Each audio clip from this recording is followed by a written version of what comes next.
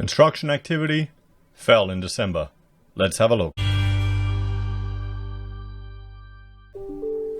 Hello everyone, Florian.Heise here and welcome to another episode of HeiseSays. I have my stein of coffee and I thought we'd have a look at this article from news.com.au and a few others that are discussing the decline in construction activity or home building activity in quarter two. So at the end of December. I don't think it surprises anyone in the game that we're seeing declines in construction.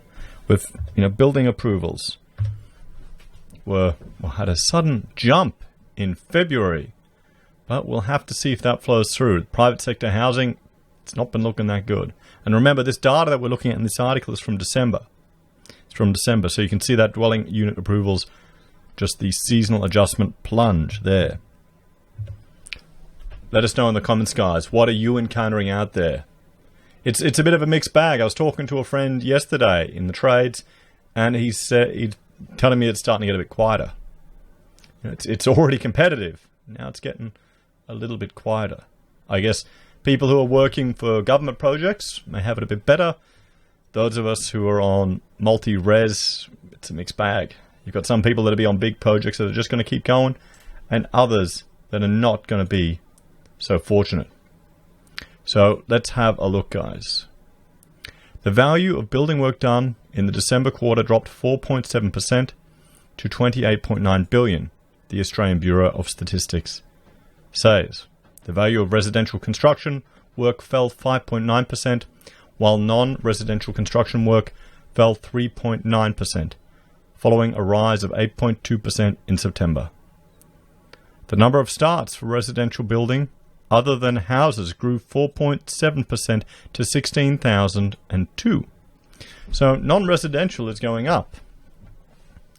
Well, actually no, multi-res as opposed to houses is going up, which seems to, well, this is in December. Yeah, it's all a bit funny things considering the seasonal adjustment fell so much then. Remember, this data is out of date, so we're looking at it now. I mean, just look at the Roy Morgan compared to the ABS employment statistics. It shows you that private businesses can adapt and get data faster than the government-run bureaucracies. It's funny that, isn't it? It's funny that. I guess there's no consequence for the ABS doing things in the slow, meandering pace that they always have done. The recent bushfire events and the illness did not result in significant impacts to building activity statistics in December 2019, the ABS said on Wednesday. It is April. This article came out a couple of days ago. And now we're getting data on December construction. I mean, is this even useful now? Is this even useful? What is the point of all of this? However, it expected bushfire rebuilding activity and the illness would have some impact on building activity in future quarters. Okay. The bushfire activity, the amount of reconstruction that will happen is going to be localized and it isn't going to be that significant. Sadly, when you look at just the number of building approvals, guys, okay, if you have 1,000 additional homes getting rebuilt or repaired, how does that compare to normal approvals? Look at those numbers, 8.5. Sure, it'll make an impact, but it's not going to be the savior of the economy or the construction industry. The ABS also said there had been a trend away from apartments with 4 or more stories in Australia, which had surged during the housing boom. I'm not surprised. I've done a video looking at Mascot Towers, how their construction cost or repair costs have now blown up even further. Consumer confidence in multi-res has just plunged. Approvals for medium-rise and taller apartment buildings went from 29,695 in 2012-2013 to a peak of 72,000 2015-16 and then retreated just to 41,000 such dwellings for 18-19. Now remember, guys, this is to do with this. They're talking 72,000 in 15-16. What's happening here? This black line, the Foreign Investment Review Board approved investment in new housing as a share of ABS residential building approvals. This is foreign ownership of building new builds. It was over 90% in 14, 15, 16, 17, right here. What does that tell you guys? Could that possibly be why? Could that possibly be why we had such a peak of these things? And now there's construction issues all throughout the multi-res industry. Then we also have, I mean, housing. Look at property prices, how they've shot up. And those price growth hasn't been uniform. The Red Rooster line isn't getting it. It's the goat cheese enclaves that are getting it. The posh properties. The more desirable locations. Which makes sense. But you've got to remember there are going to be other consequences to this big boom. Housing affordability is out the window. Housing prices are higher. And they don't count that very well in the inflation figures that they want to achieve. If they counted housing into it, because that has an impact on consumer spending, because people have to save more to get in. Inflation would be 0.5 higher. Oh well. Approvals for apartment towers at 20 stories or higher fell 41.2% to 7,404 in 1819, the ABS said. The agency said the cost of home constructions had risen as well. Well, yes, that's another issue, guys. And what I will do is I will bring up a website. I'll bring up Trading Economics, and it is one of my favorites. I'm just bringing it up over here. And these are all of Australia's exports. These are all of our imports. Now, as an architect, I often, in the last few years, working on big projects, I would go out of my way to try and specify Australian-made products. Simply because, well, a few reasons. One, I want to support local manufacturing and employment, as I'm sure most people want to. But also, quality assurance and replacement and ease of finding an alternative or people that can maintain the products. What do you think happens over and over again? A cheaper alternative is replaced. Sometimes it's cheaper to buy multiple instances of a product or a piece of equipment that you're specifying in a product than to pay for the original. So there you have it. And with our dollar hovering around 63 cents at the moment, imported construction materials, which can make up a significant portion of new builds, is going to drive up those costs, and that'll affect housing affordability, everyone. It's a vicious cycle, isn't it? So, look here. The average cost of building a house in Australia has increased by 50.9% over the past 15 years, rising from 200,000 in 2004-05 to 320,000 in 1819, the ABS says. Just think about that. This is construction costs have gone up 60%.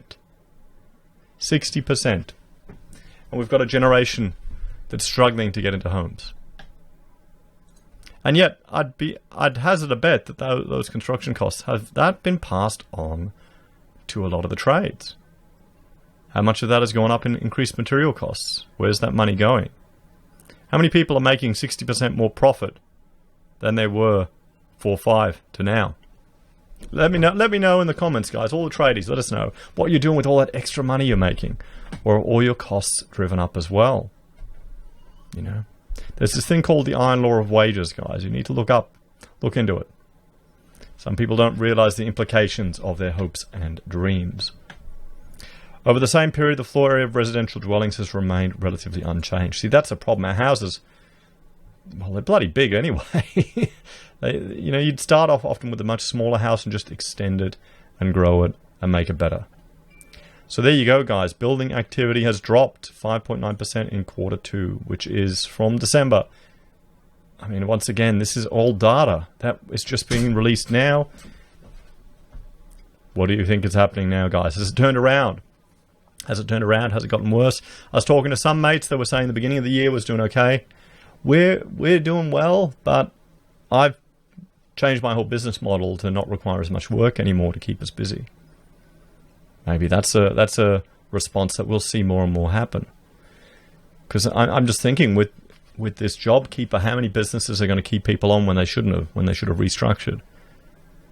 It's a messy situation. It really is. We'll have a look. There's another article here I just want to go through. Builders and tradies confront the virus risk, and this was released from this morning. So Australia's building sector is crying out for government support as construction jobs dry up to the illness outbreak. So this is hopefully more up-to-date data. Australian builders and tradies smashed by the illness pandemic have warned they are reaching a crisis point. The Master Builders Australia wants to fast-track government building projects as well as an increase to the Commonwealth-funded First Home Loan Deposit Scheme. Oh, bloody hell. I can't say I'm surprised. They're pushing for the same things. The Home Loan Deposit Scheme, which in some ways the government's guaranteeing some of these loans, it scares the hell out of me. It has similarities to what has happened in the States, and it's just going to inflate the cost of construction. You saw construction's gone up 60%. The industry body conducted a survey and found nearly 3/4 of respondents had lost 40% of their business because of the illness. Chief Executive Danita Wan said the viability of some 400,000 businesses and 1.2 million workers was on the line. The situation is dangerous, she said on Friday. If urgent action is not taken, our industry's role in the economic recovery will be severely blunted. Projects that began before the outbreak were providing some relief, but new orders have fallen off a cliff. And that's the same thing I'm hearing out there, guys. Ms. Warren said there was also confusion on building sites about how to work around the illness restrictions and safety measures. She said the government should expand eligibility for home loan scheme to include anyone wanting to purchase new homes. State and territory governments should also accelerate the construction of social defence and transport infrastructure projects. Our message to government is that we understand the enormity of the challenge they face, but these stimulus measures cannot wait. Well, she's got a point. The construction industry is going to cop a hit, particularly the amount of construction that is in the multi-res sector. I can't see many people pushing for apartment development now. What do you reckon, guys? Where do you think this will all head? So, building activity was going down in December. Building approvals took a little jump. A jump in the February data that we got, and we'll have to see where they trend. I need to update this this date on my reference thing. I'll get there. Anyway, guys, thank you all for watching. Please let me know your thoughts and opinions in the comments below. Let us know how you're experiencing it in your trade. Take care. Like, share, and subscribe. If you're a fan of the channel and you want to support us, there are a few ways you can. You can join the channel on YouTube or Patreon for a small monthly fee. You can support us by using our affiliate links at Amazon or eBay or Independent Reserve and Kucoin. You can buy our merch from Teespring or the HeiseSays blog, send us gold via Gold Pass, or support us via PayPal. Thanks, everyone. I'll see you next time. Keep busy.